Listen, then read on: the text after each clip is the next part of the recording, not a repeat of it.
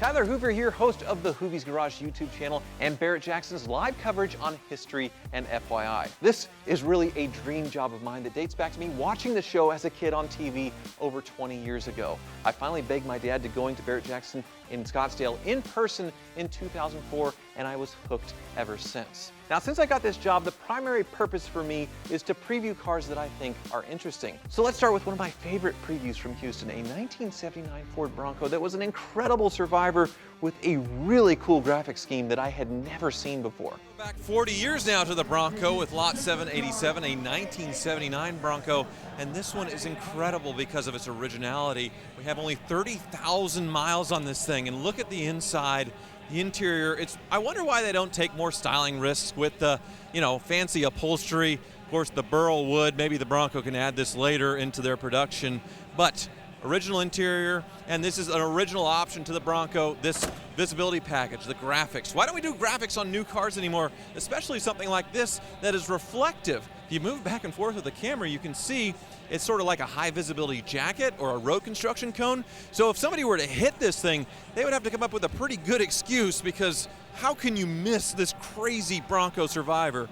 It's gorgeous. And here's a 79 Bronco crossing the block. This is the second year for the second generation Bronco, quite a bit larger than the original, which you just saw a moment ago. Base power here, 351 cubic inches with a 400 available. Go figure, much larger, much more power. Yeah, the original one came out in 1966, and of course it had a much smaller wheelbase. It was much smaller all the way around. It was designed for a very specific purpose.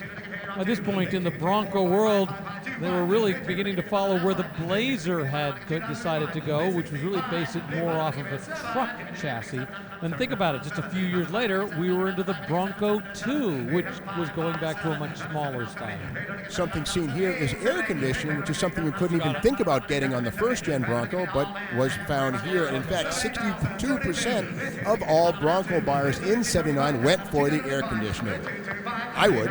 Now, we were fully into the SUV world at this point in time. It wasn't just the idea of building something people could enjoy off-road. This was something that people were going to drive for work or drive for their family.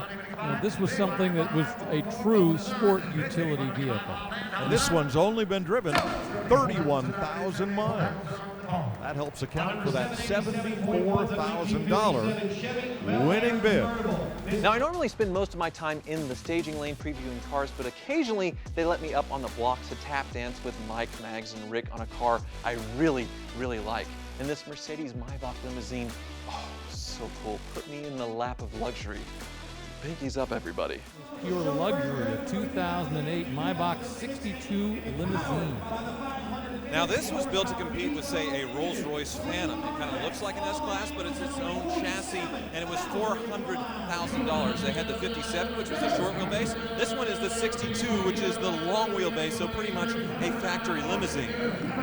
Well, with Volkswagen Audi Group buying Bentley and BMW buying Rolls-Royce, Mercedes did not want to be left out, so they created the Maybach brand, named after a famed coach builder from the turn of the prior century. These were way more luxurious than your standard fare Mercedes S-Class, but at that highly elevated price point, these cars failed to find buyers. Well, the 62 series name is appropriate. These weigh 6,200 pounds, and as it was rolling away, the front brakes on these are monster sized with two different calipers. Usually we see one caliper squeeze in the rotor, not here. Two of them do the job.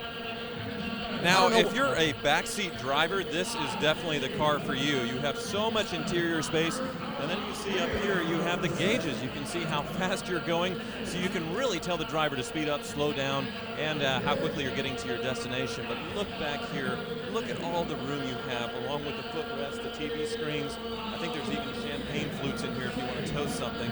Just incredible. The body color on this, in addition to silver, appears black, but it is actually a midnight blue. A very dark, almost like the Mercedes carbon black color. But it is blue. As the deck lid illustrates, V12 power, 550 horsepower, and believe it or not, 0 to 60 in 5.1 seconds, despite that 6,200-pound curb weight, according to the manufacturer's claim. And Mercedes has come out with the new EQS concept car, electric Maybach going into the Maybach future without a V12, without a big gas engine. Will it hit the production world? We'll have to see. Now, I just finished doing a rebuild project on a Maybach 57, and it was a daunting task to find parts that had been wrecked in the rear quarter, scraped. I had to get the parts from Latvia because the body parts were so hard to find. They didn't make very many of these, but otherwise, mechanically, a lot of the same Mercedes bits that I was able to match up, like the V12. Great engine. How did you find Maybach parts in Latvia? It was on eBay, actually. I needed a door, I needed a rear quarter, and they look so much better in two-tone. Mine came out, was all gray silver all of its life, but it looked too much like an S-Class, so I made it two-tone, burgundy on silver. So instead of blue, mine's burgundy on top. May I ask, what do you pay for a door for a Maybach on eBay? That was about $3,000, the rear quarter about $4,000, so definitely it hurt. It hurt to buy all that. Now, these were only manufactured between 2002 and 2013, and of course, being that old, well, the Mercedes dealers are not mandated to have parts in stock, thus the used parts channel. I'll tell you what, this car originally sold for about $420,000. We haven't even reached $100,000. The bidder assistant in the skybox is working like crazy because he's got one potential bidder at one end, another at the other. That one was walked away, said no thanks. Now we're down to just one that he has to work. Well, the Maybach name still exists today with the S-Class, but this is really its own car. $97,000. But before the auction starts, I usually revert back to my old YouTube ways and make my own video on the cars coming in to the arena that I find interesting. And my favorite was a 1986 Ferrari Testarossa that somebody out of Texas twin turbocharged. I actually got to ride in this car, and the sound of the turbo spooling with the V12 engine was absolutely incredible. It was so exciting to experience that, but not quite as exciting as watching this car sell. Take a look. Now, this is one of my favorite cars selling day on Super Saturday, and something I have never seen before, a 1986 Ferrari Testarossa. Of course, the side tracer is crazy on this thing, but what makes it so different is under the hood. You have the flat 12, but somebody took it upon themselves to put on a twin turbo kit. If you get low here inside of the vents, you can see two turbos. Now, these cars were not that fast when they were new, even though it had a flat 12, and you see them in Miami Vice racing around. So somebody decided to give this thing modern performance, but we're in a classic Lamborghini that just, or Ferrari that absolutely screams 80s. I love this thing. Well, that somebody, Tyler, was Bob Norwood and Norwood Performance. Well, they are well known for taking your Ferrari to the next level, and there it is.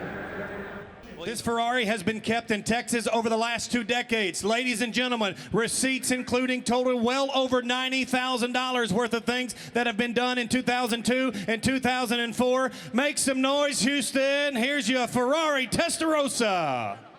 100 with Blake at 100, 800, 105, 100 down 5, 800, 505, all in, hold on, 800, 5 and die. So 100,000 out of 100,000, Jody. Being in the room, though, for these big moments has to be the best part of the Barrett-Jackson experience, though, and selling a big collection like Brian Frank did in Houston was certainly something to remember. My favorite was a 1929 Ford Custom Roadster that had a bare metal finish. I mean, you could see everything. Well, you don't need a magnet to check on this car to see if it's steel or fiberglass, because lot 659.1, a 1929 Ford Custom Roadster, has a bare steel body. It's so cool that you can see the welds on the steel nose as they made it more aerodynamic, but it has a clear coat from Mercedes over it, so you don't have to worry about it rusting and can wash it normally. Under the hood is an unusual choice with a stock-looking LS1, but I'm told that's for driving. And you can see the cutouts here. This is to clear the exhaust manifold. The interior has a really good matching natural leather interior, and I'm told this thing drives as good as it looks. Now, this is part of the Brian Frank collection, a group of cars that I previewed earlier. This and the truck behind it as well. They are all selling no reserve, an incredible collection here. Now, a lot of early sprint cars were built on Model A chassis, so I'm not surprised to find a sprint car nose grafted onto this one, and you can see where it's been hand-hammered and welded, and you can see all the surgery scars nicely clear-coated. What a cool build this is. The moments that people best remember at Barrett-Jackson, though, are when the star car sells, something that was screen used or celebrity owned, and Houston had a couple of great examples of this. Of course, what stole the show was the risky business 928 that sold for just shy of $2 million. But my favorite was a little BMW tucked away, owned by the late Paul Walker. It was another record-setting price of an incredible low-mileage car. One of the highlights of the last Barrett-Jackson auction in Las Vegas was the screen-used Fast and Furious Toyota Supra driven by Paul Walker. But here's your chance to buy a car that was owned by Paul Walker. Lot 688, a 1988 BMW M3. This is the E30 chassis, which is beloved by BMW enthusiasts, and the M3 takes it to a whole new level. You can see the 5-speed manual transmission, 4-cylinder, that screamed to 7,000 RPM, but what people love the most is probably the body on this thing. The spoiler, the fender flares, and this one is a real gem, only 32,000 miles, so probably one of the nicer ones in existence without the Paul Walker name, but I think with the name and the condition, this will surprise a lot of people when it crosses the block tomorrow. Very special car. This is a 1988. It's a BMW M3. But this one was owned by the late actor Paul Walker. Well, the M3 was a very special car. I love these. This is the wide body. It's not a tacked on fender flare. These are actually part of the body, specific to the M3. Plastic deck lid with raised height and a wing. Beautiful car.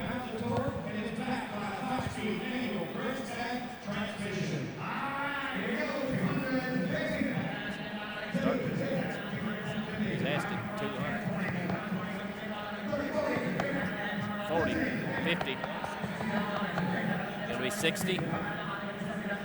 Yes! Now you got to be 90. Now I've got 100. 100. Yes! Got to be 140 now. You know, much in the way that the Plymouth Super and Dodge Daytona got unique rear window treatment, so too did this. The standard rear window on a 3 Series is not like this. You can see here there's an add-on panel which changes the shape of the rear window. That's specific to the M3. And of course, the deck lid is taller for better aero, and of course the wing. So these are not just fender flares. It's also the whole tail of the car was unique to the M3. Look off to the right on the screen. We have not one but 2 phone bidders involved, as well as people here in the room as well. And we're at $160,000 right now. Yes! We're in at 165.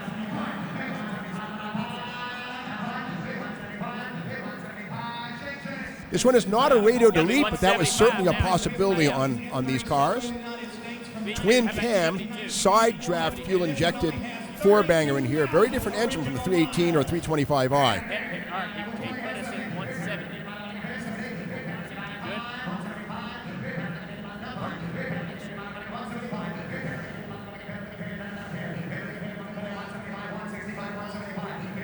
Is that 165? You'll be 170? All right, 165.